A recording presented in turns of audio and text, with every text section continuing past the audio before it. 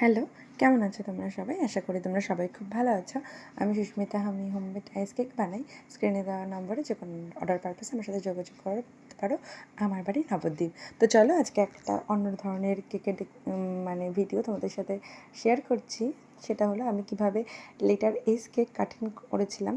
আসলে অনেক দিন আগে কেকটা আমি করেছিলাম, কিন্তু ভিডিওটা আমার করা ছিল, ভেবেছিলাম তোমাদের সাথে শেয়ার করব, আর করা হয়নি।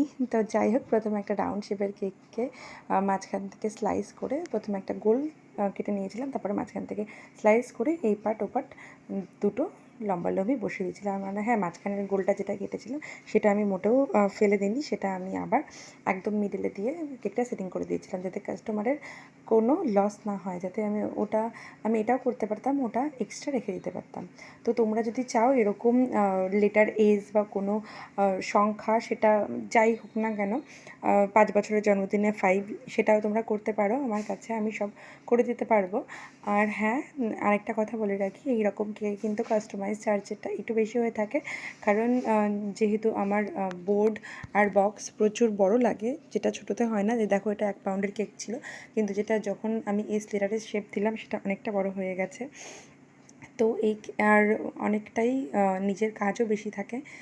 এই ভেবেই তোমরা অর্ডারটা করো, যাতে কাস্টমাইজেশন চার্জ একটু বেশি থাকবে কেকের দামের থেকে। তো যাই হোক, এটা ভিডিওটা অনেক দিন আগের করা ছিল, আমি আজ শেয়ার করলাম। আবার দেখা হবে নতুন কোনো একটা ভিডিওর সাথে। আজকের মতন টাটা।